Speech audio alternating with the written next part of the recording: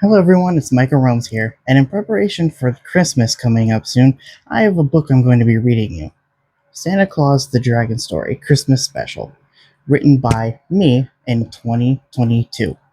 Now a little bit about this book. It's a prequel to the Dragon Story series that first came out in 2019.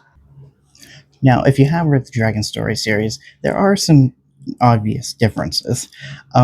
This one obviously is a lot shorter. It's a lot smaller. It's a lot thinner. And instead of 21 or 22 chapters, this book actually has 10. Just kidding, 13, not including the epilogue. Now, in the Dragon Story, it shows under dragon types, it shows a bunch of different types of dragons that appear in the series. But since this book is smaller and does not have as many, there are only 3 different dragon types in this: fire dragon, ice dragon, and sand dragon. Now, the reason of this being is because there is only those types that appear in the series and nothing else. Another difference is if you have previously purchased the Santa Claus book before today in 2025, you will notice that the cover actually looks a little bit different. So this is the cover from 2022 up until just recently. This is the cover. But you can see there's no good background in this. It's kind of just plain. And then the new cover just recently was kind of redone. Now this is a hardcover, obviously, so it looks a little bit different, but you can tell the difference. They're drastically a bit different in the background, and you can see that it's a little more cheerful. It's a little more bright, which is kind of what this book is about. It's about finding the joy even when time is hard, especially during Christmas, when a lot of things can be very stressful for everybody. And that's one thing that this book definitely covers. So I'm not going to be reading the entire book. I'm going to be dividing it into 2 videos, and they're going to be 2 chapters each. So in this video, we'll be covering chapter 1 and 2. And the next video, we'll be doing 3 and 4.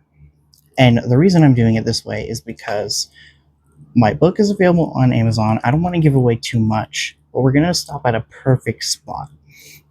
I'm not going to lie, it's going to make you want to know what's going to happen next. If you want, you can go buy it. If you don't, perfect. Spread the video with someone you think who might like it, just to kind of get a sneak peek of what it is about. So without further ado, let's get into the book.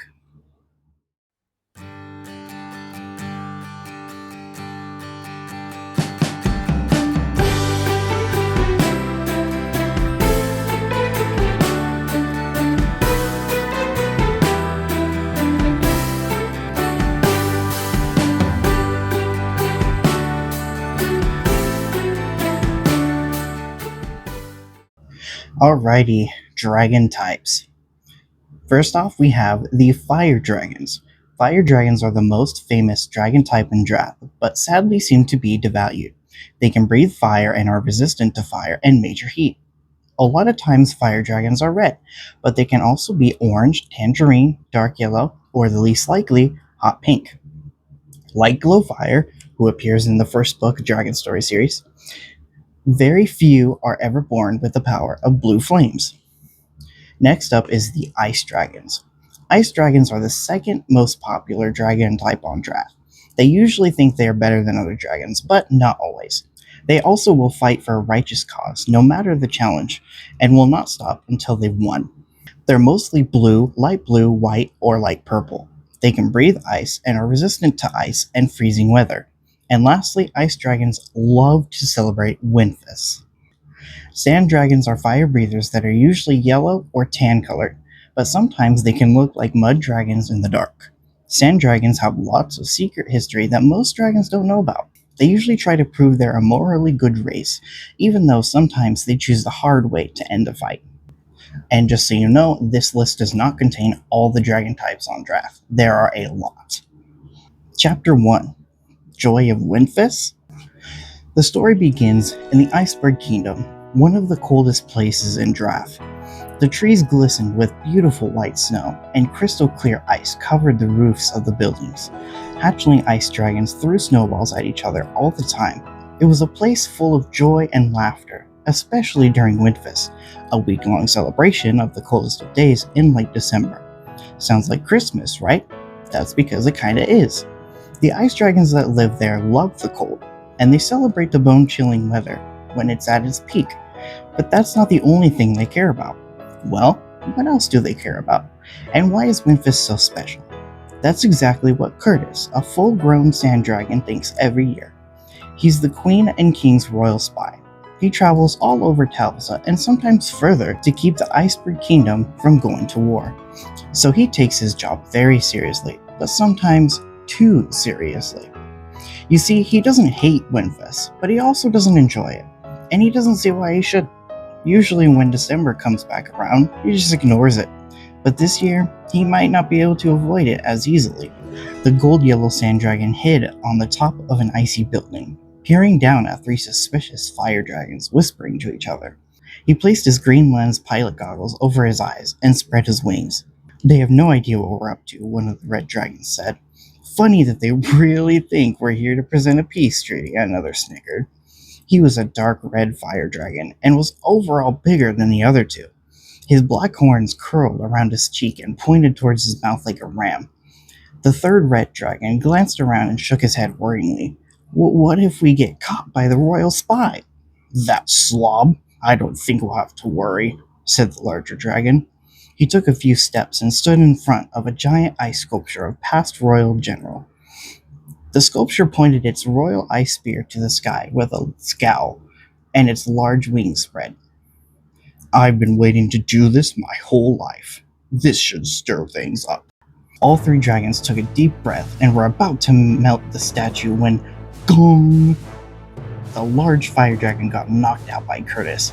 The other fire dragon tripped, and Curtis stomped his claws on his back, keeping him pinned to the snow. The smallest dragon fell to the ground on his own and covered his head with his bright red wings. "Wait, we're sorry, we just—" "Save it for the queen, criminal," he barked.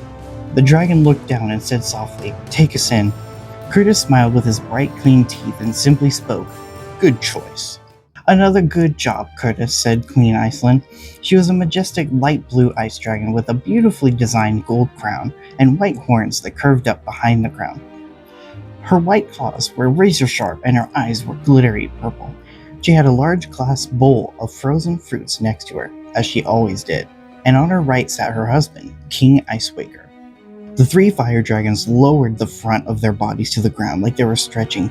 "I can't believe we got caught," the large one whispered. "Silence!" Queen Iceland barked. "Take these three to the steel dungeons." Muscular guards trotted in and dragged them out of the freeze-fall castle in one fell swoop. Curtis was about to leave when Queen Iceland said calmly, "Thank you for bringing those rotten terrorists to justice, and just days before Wintfes starts too."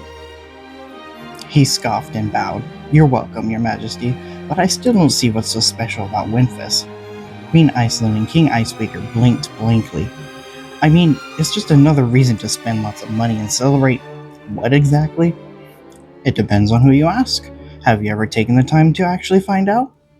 "No, because I don't care. Just give me another assignment and I'll be fine. That's all I need for Wintfes." As he began walking away, Queen Iceland asked, "What about your family? Wouldn't you want to spend time with them?" Curtis clenched his black claws and spoke while looking to the side.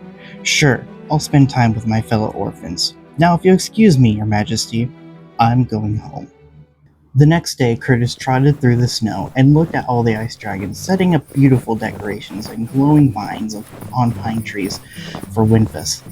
It started tomorrow, and he was already ready for it to end. "Look at these dragons wasting their hard-earned coins on gifts the little dragons don't deserve. Why? Why give someone a gift if they've been bad? I'd rather give them a piece of coal. Maybe they'd actually learn their lesson." He smirked at the idea and shook his head. He adjusted his goggles above his eyebrows and almost made it to the Icy Cavern, a tavern he often went to, when an adorable little blue hatchling ran up to him and kindly shouted with a smile, "Merry Wintfes, sir!" "It's not even Wintfes yet. It's tomorrow," he said in an impatient tone. The little dragon's smile didn't fade. She was wearing a red and green scarf around her neck and an odd red hat on her head with a fuzzy snow-colored ball at the end. Her deep blue horns seemed to poke through the hat, and her claws were short and dark. "I know, sir, but I'm trying to raise money to—" Curtis interrupted with an eye roll. "Get a toy? And what are you wearing on your head?" "It's a warm hat that I sewed myself. Do you like it? I think it really fits in with Wintfes. Do you have any coins to spare?" "Not for you. You'll waste it on candy or something." Curtis turned around and coincidentally saw a market dragon selling bunches of coal. He flipped a coin to the dragon and gave the little ice dragon a lump of hard, chalky coal that left black marks on his palm. "Here, take this. A gift from me to you. It'll keep your house warm." The little dragon frowned and shouted, "Coal? You know that coal symbolizes naughtiness on Wintfes. How am I bad for trying to help my sick mother?" She chucked the piece of coal at Curtis's talon. "Ow!" he roared in his head, sinking his talon into the snow to numb the pain. The little dragon stormed off, and her red and white hat flew off her head.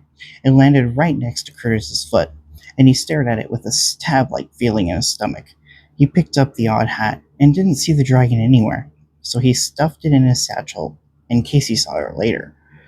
When he turned around, he saw hundreds of dragons carrying an enormous pine tree high in the sky. "That thing must be 100 feet tall, maybe bigger," he thought, trying to keep his mind off what had just happened.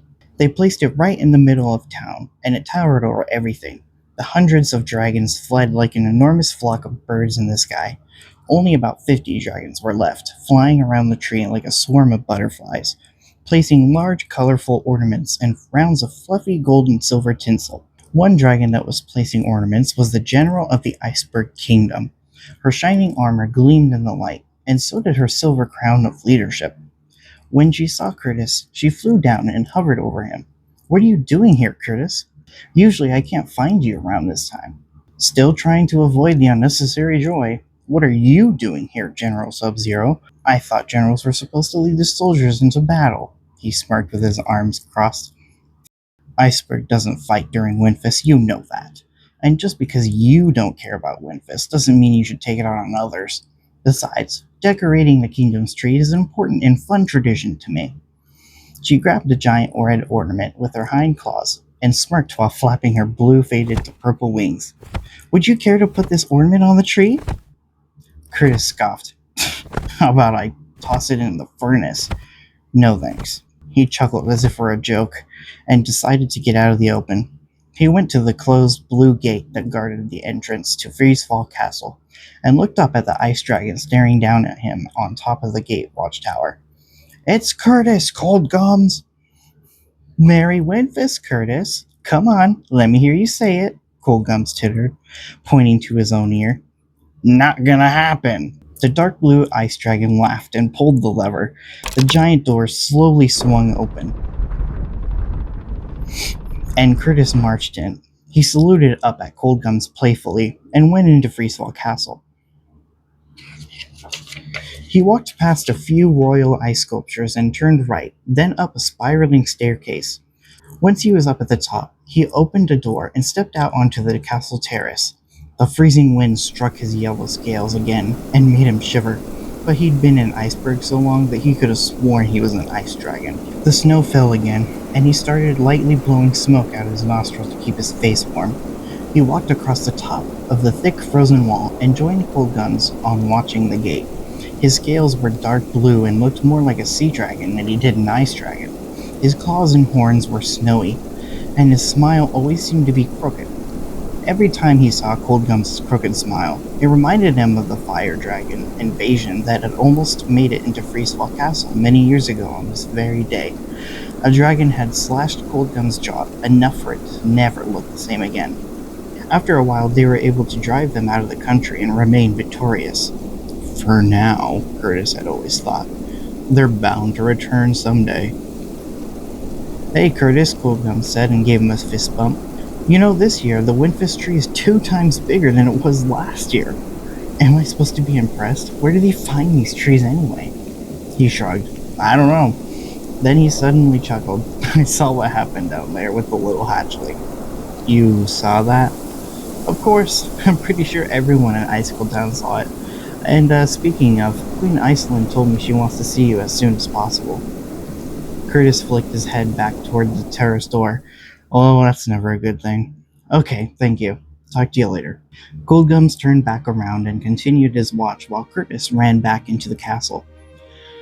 Once he reached the throne room, he bowed down and looked up at Queen Iceland with hesitation. You wanted to see me? Yes, I got reports that you've been scolding others for their love of Wintfes. Curtis, why are you doing that? You know Wintfes is very important to us. Yeah, I know. I just don't see why. Is it the presents? Is it the decorating? Is it God-related? Is it the supposed joy that it brings? Queen Iceland and King Icewaker whispered something to each other. Then she finally said, I think it's time you find out. Curtis was shocked. What do you mean? I think it's time you go out and find out what Wintfes is all about. You also need to learn compassion, courtesy, and respect for dragons' traditions. Icewaker and I are giving you a special job this year. You are to deliver toys and gifts to all the houses of Iceberg Kingdom on the night before the last day of Wintfes. What? Is that even possible? And I'm not cut out for that, he objected. I know you're not, which is why you're doing this. It's for your own good. Trust me. Curtis's eyes were wide, and he was flabbergasted. His heart thumped, his tail stiffened, and his bones shook. He didn't like any bit of it. How am I supposed to deliver presents to every single house in the Iceberg Kingdom in one night? Also, how in the world am I supposed to get that many presents in the first place? You will figure something out. You're a brilliant dragon. I don't doubt you one bit. And I need you to keep it a secret so everything works out the way it should. You can tell dragons who work for us, but not any citizens. You may also ask close friends for help if you need to, but please keep it a secret as much as possible. King Icewaker raised his talon and said, Yes, we have a Wintfes present system, like a census, if you will. We have officials go to every house in Iceberg Kingdom to ask each dragon what they want for Wintfes. They ask the parents if they've been good. We reward the good.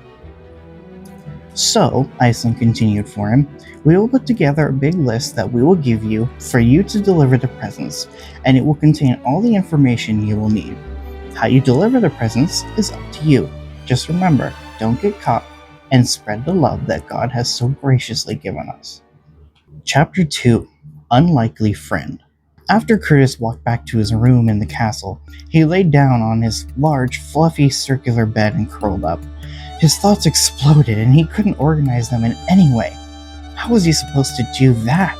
He had no experience being a giver or a kind-hearted dragon. He was trained to spy on the enemy and never give himself away. If he was ever captured, to fight to the death. Like any other ice dragon, he deeply cared about Iceberg. He was raised in Iceberg all his life. He never knew his parents, and he really didn't care to know. Ice dragons took him in, and he grew up right here in Icicle Town. Kind of an on-the-nose name, he used to think. He decided to think about positive things, giving to the poor, drinking a nice warm beverage in the icy cavern, or spying in Humulara. He always did enjoy giving those humans a fright, but he just couldn't figure out how he could possibly have the heart of a giver on a week-long holiday he could care less about. As he drifted away to sleep, something kept nudging him in the side of his stomach. It was his satchel. He took it off and pulled out the odd red and white hat that the little hatchling was wearing. He rubbed it in his claws and thought, that hatchling, I wonder if she'd know anything about giving. Tomorrow I'll try to find her, although I don't think she'll want to see me again after what happened. He remembered that she had said something about her mother being sick. That struck him in the gut. He was a jerk to her. She was probably trying to gain enough coins to give her a simple frozen fish or something. He glanced at his polished wooden desk, which had a map of the world of Drath on it, and a large sack of gold coins as big as his head. Working for the king and queen was a one-way ticket to Richville. And even though that's not why he worked for them, it was still a nice bonus. Curtis was close enough to the desk that he grabbed the sack of coins with his two talons on his left wing and brought it closer to him. He opened it and grabbed half the coins and stuffed them in his satchel. He hoped that the simple gesture would spark his new good nature he'd have to learn. He also put the hat back in the satchel and fell instantly to sleep. Tomorrow was the week of Wintfes, and he had a lot to do. The next morning, he had asked Cold Guns if he could talk with him at the icy cavern. Once they finished ordering their drinks, they sat down at a round table, and Curtis rested his right arm on the table and rubbed his eyes in distress. After he told them what the king and queen had said, Cold Guns' jaw dropped wide open. "I don't know what to do," Curtis mumbled. The server walked by and placed 2 large steaming drinks on their table. Curtis thanked her and took a sip of his hot chocolate drink. "Well, the only thing you can do. You're gonna have to deliver presents." "I don't know where to start. I'm just supposed to make a bunch of toys in a few days?" He grabbed a chocolate chip cookie and snapped it in half. "I almost think Queen Iceland is just trying to make my life miserable." He ate one half and huffed lightly. Coldgums shook his head and chuckled. "Probably not. We all know you get a little opinionated when Wintfes rolls around." He took a big gulp of his drink and tilted his head. "But what about the little toy factory here in town?" "We have one of those?" "Yeah, it's owned by that nice lady who loves Wintfes like you wouldn't believe." "Tuh, what ice dragon doesn't?" He scratched his dark blue neck. "I don't really know that much about her. You know, now that I think of it, I haven't seen her in a long time. Anyway, you could go ask her." Curtis sighed.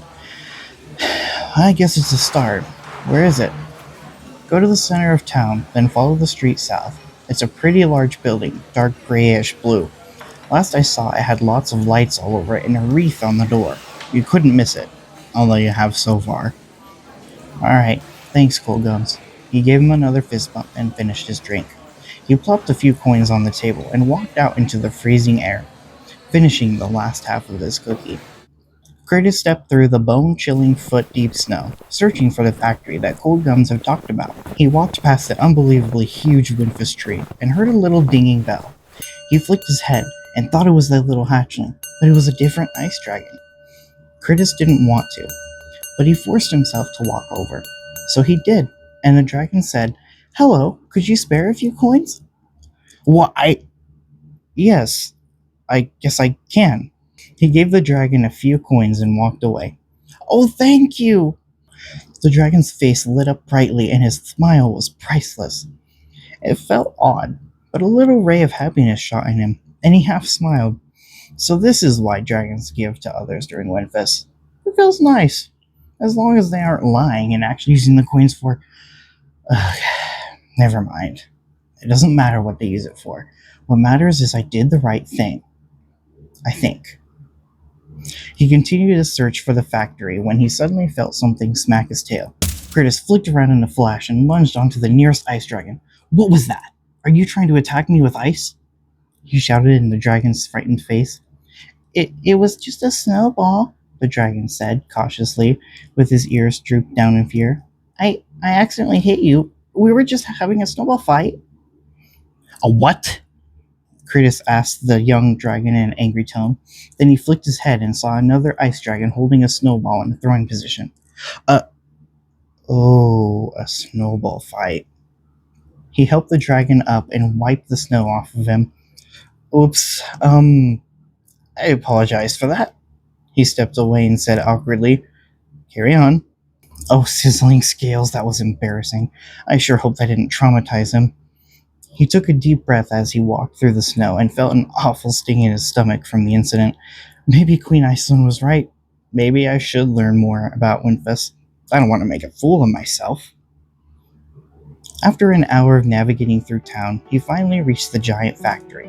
And sure enough, it was decked in bright, colorful lights, streamers, bows, and any Wintfes decorations you could imagine. Right as he was about to knock on the painted blue door, he noticed the big wreath and a giant fancy sign on the top of the building that read, "Welcome to Cyrilline's Toy Shop and Factory." Ah, Cyrilline must be the lady's name. No wonder Cold Gums couldn't remember it. Once he finally knocked on the door, a little light blue hatchling opened it a minute later. It was the same one from before. She fixed her red and green scarf and scowled at Curtis with her adorable emerald eyes. "What are you doing here?" she asked rudely. "So much for being welcome," he thought. I wanted to talk to Cyrilline. I need to ask her a favor." The little dragon huffed and slammed the door with all her might. "No, wait, I also wanted to apologize to you," Curtis tried. At first she didn't appear. I'm not used to this whole Wintfes thing, and I know you were only trying to save money for your mother." Still nothing, but he could sense that she was listening. "Please," Curtis looked down and said as nicely as possible, "Please, I'm sorry, young dragon."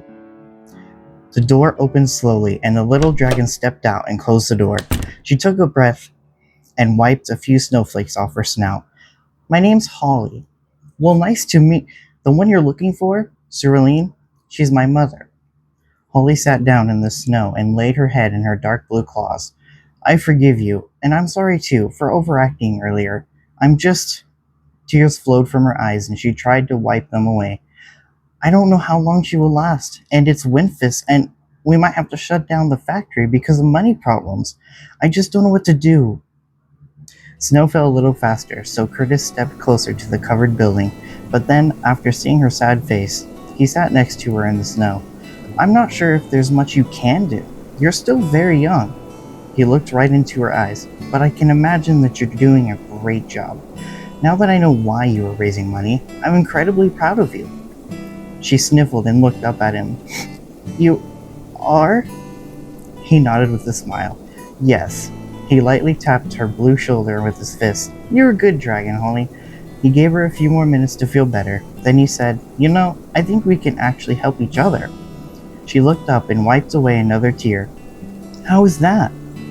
He looked down at the snow and smiled. "Well, I work for the king and queen as a royal spy, so you can imagine that I have a lot of money." He looked back at her, this time with a deep breath. "Now I will pay for anything your mom needs to recover, and anything the factory needs to get up and running again." Holly's adorable face lit up like a Wintfes tree, and her small tail flicked wildly. "Oh, thank you, sir." She smiled big and hugged his leg. "You're welcome, but you have to help me." He reached into his satchel and pulled out the odd red and white fuzzy hat. He gave it to her, and she put it on her head and leaped for joy. "Yay, you found it! I was worried I'd have to make another one." Then she tilted her head and glanced back at Curtis. "Wait, why do you need my help?" "Well, after our fight earlier, the queen sentenced me to give out presents to every single house in the kingdom. In one night." Holly dropped her small jaw. "In one night? Is that even possible?" She quickly drew the iceberg kingdom in the snow and tapped it many times to represent houses. "There's gotta be like hundreds of houses." Curtis finally stood up and nodded. "Exactly." "Well, with the two of us, maybe we can make it." The sand dragon's eyes widened and he stood up, shaking his head. No, absolutely not. That's not what I meant when I asked you to help me." She tilted her head and looked down, as if she had just missed out on something glorious. "Oh, but then what can I do to help?" "You can get the factory running so we can make toys and presents." Her tail stopped flicking and she lowered her head. "Oh, you know, sir, I could be of great help for your assignment. He cocked his head and interrupted. "Thank you, Holly. But you're a little dragon, and I don't..." Holly flicked snow at his claws. "Don't underestimate me, sir. I am capable of more than you think." No, it's not that. I just don't want anything to happen to you. Please understand."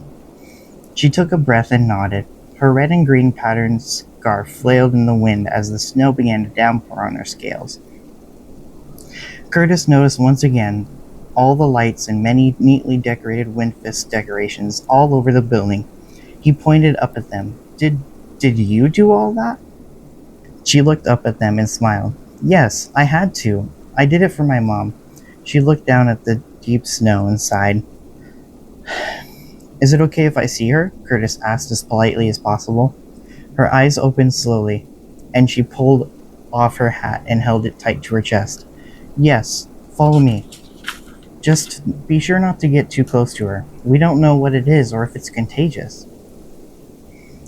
She opened the door and Curtis walked in, trying his best not to leave behind a trail of snow prints. The floor was made of dark colored wood, and the walls a shade brighter. A few light bulbs that hung from the ceiling suddenly flickered on as soon as Holly flipped a small lever by the door. There were about 10 blue chairs that sat side by side, probably for when dragons would come and wait for their toy to be made. Holly led Curtis to the left and walked past the front fancy desk that had a bone chilling red sign that read, "Closed." I bet this factory was never closed during Wintfes, he thought. Sad to see that they couldn't keep it running. And the more he thought about it, the more he started to faintly remember hearing about this popular factory having to shut down. Holly placed her claws on the next doorknob and paused. She finally opened the door and turned on a nearby lamp, and as soon as she did, Curtis saw a full grown female ice dragon laying on a circular purple fluffy bed. The dragon seemed to look away from the light, shaking. An ice pack rested on her snout, and a big blanket covered most of her body. The little Holly lowered down to the sick dragon's level and spoke as softly as possible. "Mom?" The dragon barely budged her head in her direction, almost dropping the ice pack. "Yes, Holly? I'd like you to meet someone who is willing to help us with our situation." She pointed her palm at Curtis. "Mom, this is Curtis. I met him in town." He slowly waved at Holly's poor mother awkwardly. "Hello, Cerulean." Cerulean lifted her head slowly, and the ice pack flopped off her snout. "Curtis?" She raised her talon as slow as a sloth and struggled to point at him. "You're the royal spy?" The color surrounding her green eyes was a pale yellow, a color no ice dragon should ever have on their body. Curtis bowed. "Yes, I am the king and queen's royal spy, here to protect Iceberg Country or die trying."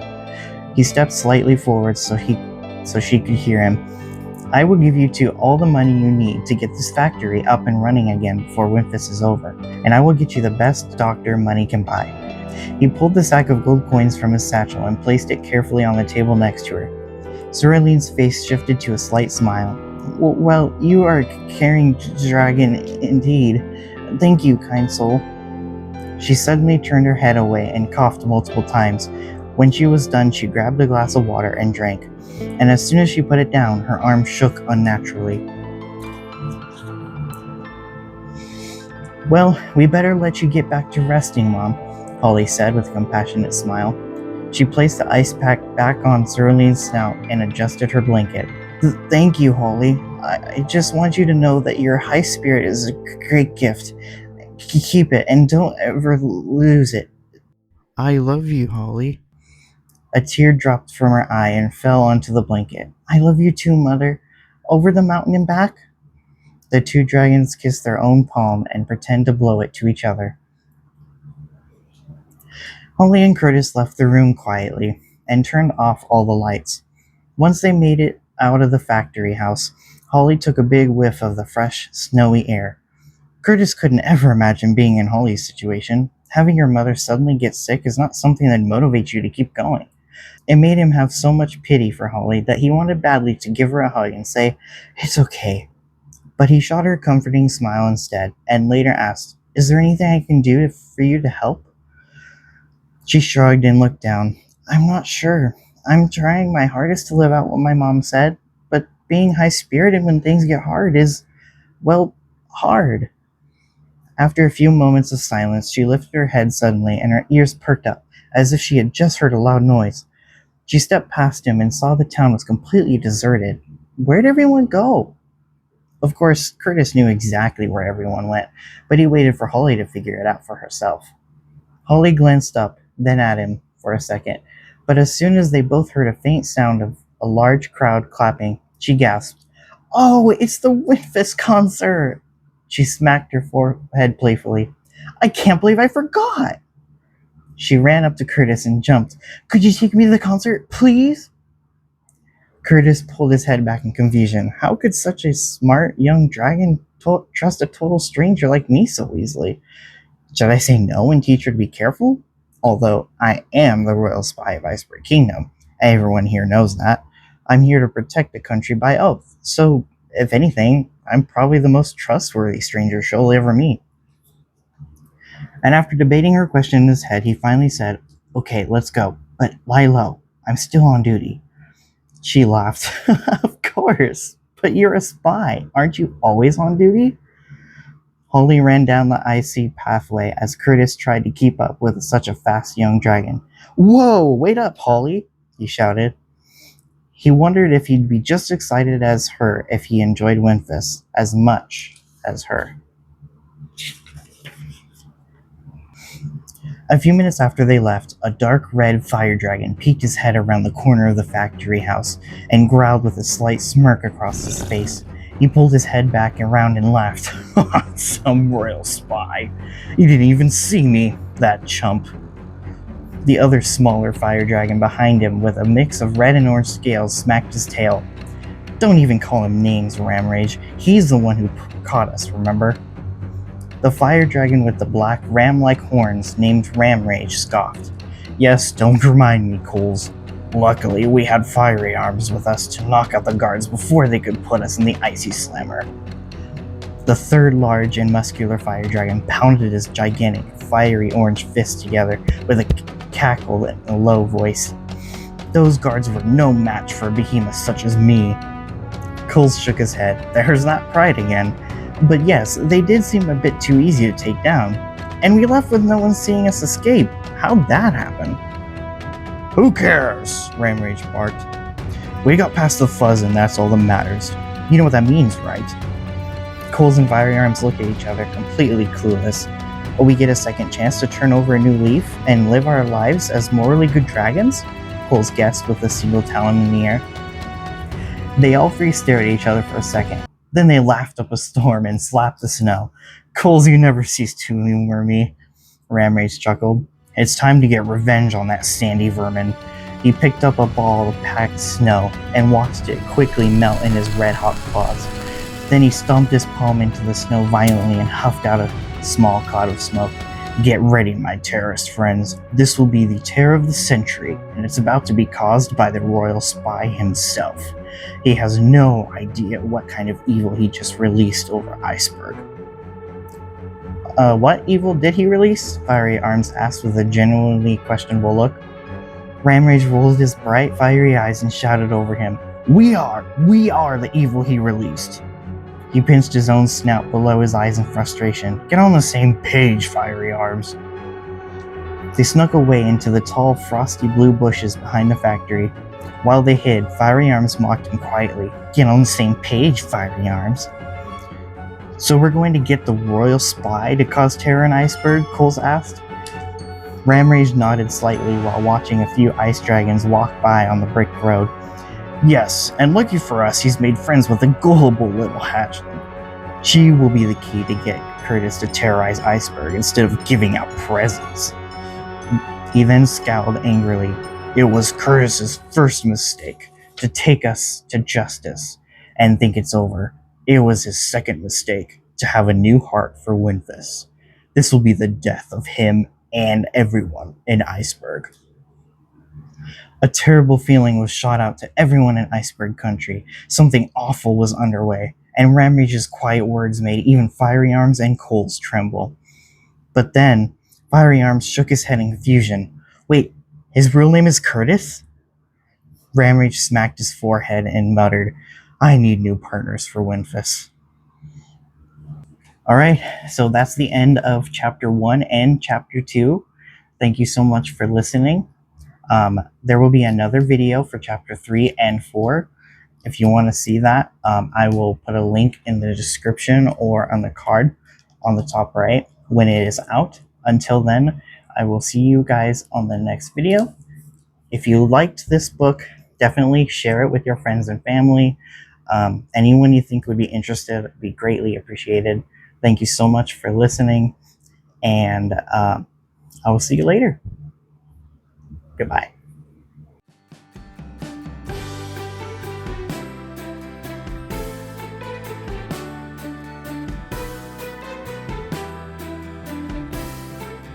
If you would like this book for yourself, there's a link down in the description on Amazon.